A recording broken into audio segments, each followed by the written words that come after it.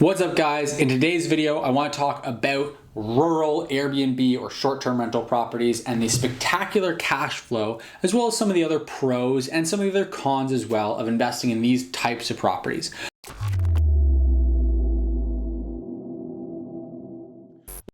Now, I tend to talk a fair bit about these types of properties because I personally just have a bit of a sweet spot for them. I really like them. They fit really, really well with my overall investing goals. And so I tend to really lean towards more rural vacation, kind of cottage, staycation type properties for short-term rental.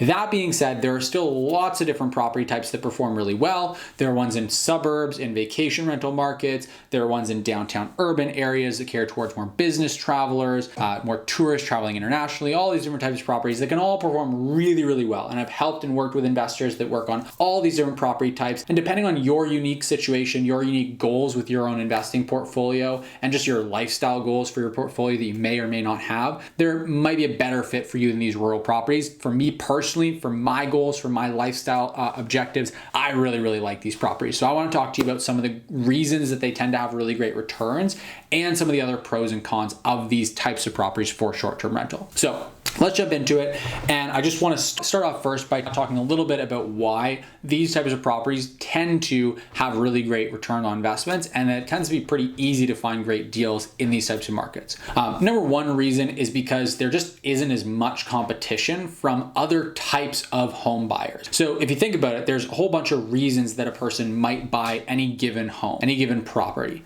It could be to live in as their primary residence. It could be to rent it out long-term. It could be to rent it out short-term. It could be because it's a big institutional fund that's buying a big apartment building, something like that. It could be a large-scale investor, a small-scale investor adding it to their portfolio, or it could, of course, be to use as a short-term rental.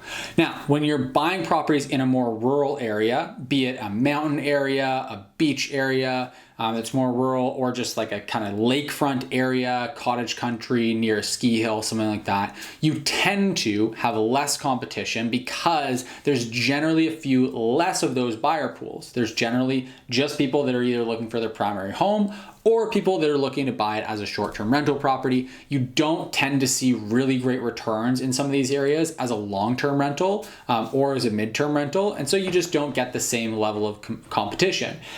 You also don't generally tend to see this like hyperinflation or hyper appreciation, I should say, that you see in some of the bigger metro areas. So for example, in Toronto, people are buying purely for the appreciation on a property because historically it's been astronomical in downtown Toronto. And so if you try to buy a property there, it almost never cash flows. It almost never actually pencils out. The properties are valued at so much more than they're really worth because there's so many people that just want to buy them to either live there or to use just to invest in for the appreciation, for appreciation's sake. And so it's just generally a little bit easier to invest in markets where there isn't that kind of mania around investing in them and still get really good cash flow. As cash flow focused investors, that's generally where we want to lean, is to markets that have better cash flow, and less urban areas tend to generally have a bit better cash flow. Again, I'm trying not to make blanket statements because I'm not saying that you can't invest in a New York, an LA,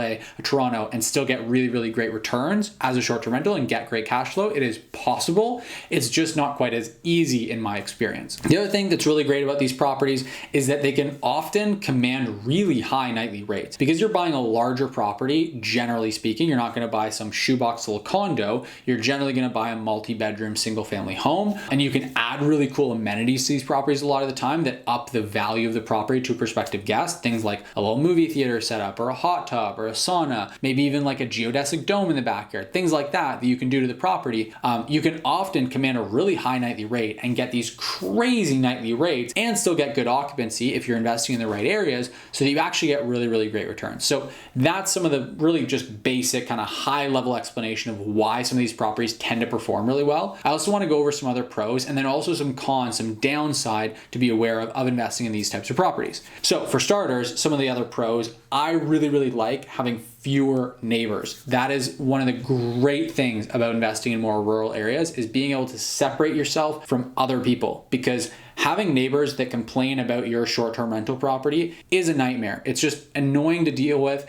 You never want to get yourself into that situation because it also just sucks for the neighbors if they're inconvenienced by it. But it's also just, it really sucks for you because you have to deal with it. And so being able to buy a property where you've got a decent amount of separation, your neighbor isn't literally right beside you, that's super, super nice. And generally you only have 2 neighbors to worry about. You don't have like 16 neighbors within a couple of feet of your property, if you're like you would if you're in a more densely populated urban area. And so I just think that's really phenomenal. There's a really big benefit to that. The properties we have, the neighbors just generally don't cause any kind of a fuss or an issue. We make sure to be respectful towards them. They're respectful towards us. And then it's just one less thing to have to deal with, have to have that headache. So I personally really, really like that as an advantage, as a benefit. The other thing that I really like about this is that lifestyle wise, for me personally, it's really nice. It's a pro to be able to go and actually travel to these places and get out of the city. As someone who lives in the city myself, I like to vacation and get outside the city. So it's really nice that way. And another big advantage for me is just that they're cool. I just really like it. I like being able to create this cool, unique experience.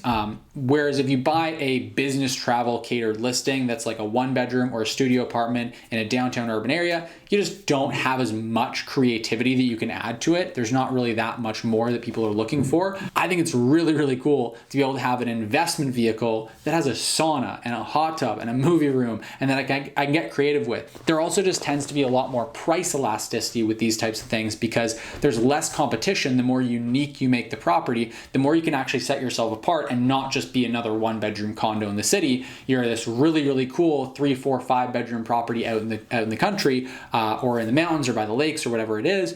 And that can really set you apart, give you a lot more price elasticity. And it's just really, really fun, I find. So those are some of the big pros for me.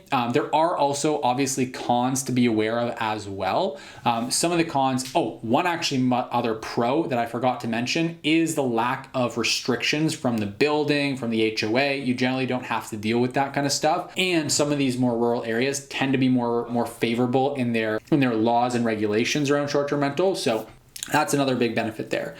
Guys, just want to take a quick break here to say that for those of you watching who want to build cash flow and long-term wealth by purchasing Airbnbs and short-term rental properties, there's a link in the description right down below for a free training that'll walk you through my exact strategy for investing successfully in Airbnbs.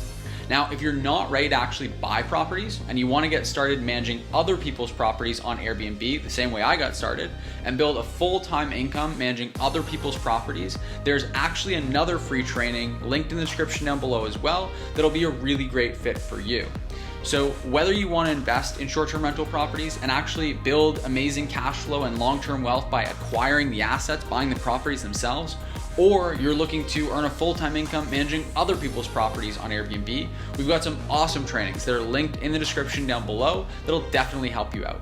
When you sign up for the trainings, we're also going to send you a few other tools and resources completely for free just to help you get started. Again, the links to sign up are in the description down below, and both trainings and all of the tools are completely free. So make sure to register for the trainings, links in the description down below.